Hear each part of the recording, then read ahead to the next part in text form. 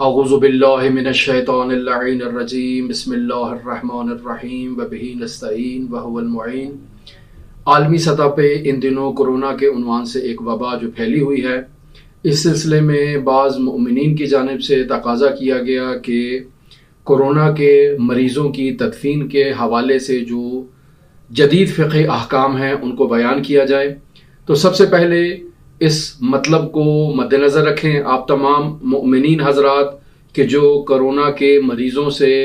وابستہ ہیں یا کورونا کے مریضوں کو ڈیل کر رہے ہیں یا کورونا کے مریضوں کو ان کی تدفین اور ان کے امور کو انجام دے رہے ہیں، تو اس نقطے کی طرف توجہ آپ سب کے لیے نہایت ضروری ہے کہ کوئی بھی کام جس سے آپ کی اپنی جان کو اور آپ کے اپنے وجود کو نقصان پہنچنے کا احتمال ہو، اس سے اجتناب کرنا آپ سب پر واجب ہے اور آپ سب کی ذمہ داری ہے۔ اور ہر وہ کام جس سے کسی دوسرے کو نقصان پہنچنے کا اندیشہ ہو اور جو میڈیکل ہیلتھ والے پیشے سے وابستہ افراد ہیں وہ آپ کو تاکید کریں کہ آپ اس کام کو انجام دیں، یہ احتیاطی تدابیر کی رعایت کریں، تو ان کی تجویز پر عمل کرنا بھی آپ تمام افراد کے لیے ضروری ہے۔ کورونا کے افراد جو پیشنٹ اس دنیا سے رخصت ہو جاتے ہیں، خداوند متعال ان تمام اموات کو اپنی جوار رحمت میں، جوار مغفرت میں جگہ عطا فرمائے، ان کے تمام درجات کو عالی اور متعالی فرمائے، ان کی تقصیرات سے درگزر فرمائے۔ لیکن فقہی مسائل کہ جو ان اموات سے متعلق ہیں میں آپ کی خدمت میں بیان کرتا ہوں، بالخصوص ان مریضوں کے کفن، دفن، حنوط اور نماز جنازہ سے متعلق مسائل میں آپ کی خدمت میں حضرت آیت اللہ امام خامنئی مدظلہ العالی اور حضرت آیت اللہ العظمی سیستانی مدظلہ العالی کے فتاوی کو نقل کروں گا۔ بیان فرماتے ہیں مشترکہ دونوں بزرگواران کے فتاوی اس مسئلے کے بارے میں مشترک مسائل ہیں، یعنی اختلاف نہیں ہے، دونوں کی نظر اس جدید مسئلے کے بارے میں سیم نظر ہے۔ یعنی اگر میت کورونا کے مرض میں مبتلا تھی اور انسان اسی مرض میں اس دنیا سے چلا جاتا ہے تو اس کا ہرگز مطلب نہیں ہے کہ میت کے تمام احکام بالکل ساکت ہو جائیں گے، بلکہ غسل، حنوط، کفن اور دفن سے متعلق جو بھی مسائل انسان انجام دے سکے حتی المقدور، یا جس چیز کی اس کو اجازت دیں میڈیکل اور ہیلتھ پیشے سے وابستہ افراد، اور اس خط کرمز تک انسان جو کام انجام دے سکے اس کو انجام دینا اس کے لیے ضروری ہے، خواہ وہ کم ترین واجب پر ہی کیوں نہ اس کو اکتفا کرنا پڑے۔ لہٰذا ہم دیکھتے ہیں کہ میت کو 3 پانیوں سے غسل دینا، یعنی آب سدر سے، آب کافور سے اور آب مطلق سے اس کو غسل دینا واجب ہے۔ لیکن اگر ڈاکٹر حضرات کہتے ہیں، ہیلتھ کے پیشے سے وابستہ افراد کہتے ہیں کہ میت کو غسل نہیں دیا جا سکتا ہے، یعنی کورونا کے مریض کو اگر آپ غسل دیں گے غسل میت تو اس سے آپ خود بھی بیمار ہو سکتے ہیں، دوسرے افراد بھی بیمار ہو سکتے ہیں اور مزید بیماری پھیلنے کا اندیشہ ہے۔ تو اگر ایسے میں غسل دینا میت کو ممکن نہ ہو تو کوشش کی جائے کہ میت کو تیمم کروایا جائے، یعنی وہ شخص کو جس نے غسل کے فرائض انجام دینے تھے وہ میت کے تیمم کے فرائض انجام دے، یعنی باقاعدہ اپنے ہاتھوں پر دستانے پہنے اور ان دستانوں کے ذریعے سے میت کو تیمم کروائے، اور پھر باقاعدہ خود تیمم کروانے کے بعد میت کو حنوط کروائے۔ لیکن اگر یہ ممکن نہیں ہے تو پھر انہی کپڑوں کے اوپر سے جو ہے وہ میت کو جو ہے وہ اس طرح سے دفن کیا جا سکتا ہے۔ یعنی اگر کورونا کے مریض کو غسل دینا خطرناک ہے اور اس سے بیماری کے پھیلنے کا اندیشہ ہے، انتظامیہ اسے اجازت نہیں دے رہی ہے، دستانوں کے ذریعے سے اسے باقاعدہ طور پر تیمم بھی نہیں کروایا جا سکتا،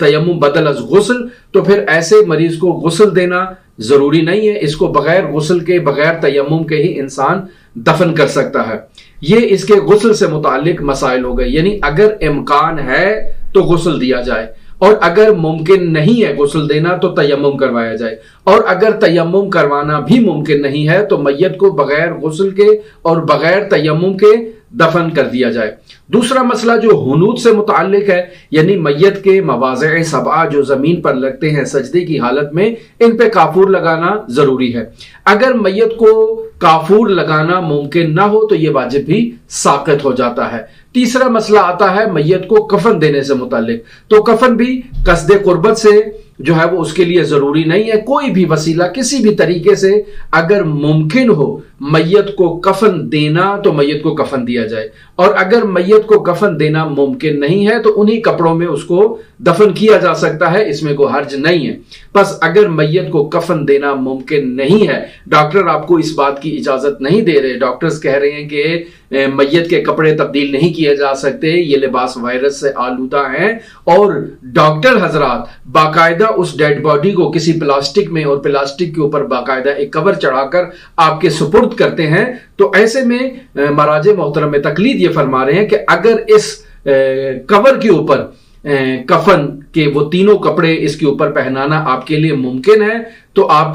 इस पर इक्तफा करें और उस पर पहनाएं। अगर वो भी मुमकिन नहीं है तो कोशिश करें एक मुकम्मल सरतासरी चादर अगर आप उसको पहना सकते हैं, कफन की आखिरी चादर, तो वो आप उस मैयत को दे दें और फिर उसके बाद आप इस मैयत को दफन करें। सवाल ये पैदा होता है कि क्या मैयत कोरोना को आया ताबूत में दफन किया जा सकता है? जी हाँ, ताबूत में मैयत को दफन करने में कोई हर्ज नहीं है। दोस्तों बुजुर्गवारान कहते हैं कि इसको ताबूत के साथ दफन किया जा सकता है, मुंतहा कोशिश ये की जाए कि ताबूत में मैयत को एक ऐसे अंदाज में लिटाया जाए कि उसका आगे वाला तमाम हिस्सा जो है वो रूब किबला हो। सवाल यहाँ ये पैदा होता है कि बाज मगरबी ममालिक में मैयत को जला दिया जाता है, तो क्या किसी मैयत मुसलमान की मैयत को जलाने की इजाजत दे सकते हैं? नहीं, हरगिज इस बात की इजाजत नहीं दी जा सकती। जहां तक मुमकिन हो मैयत के वरसा जो है वो एहतजाज करें और मैयत की जो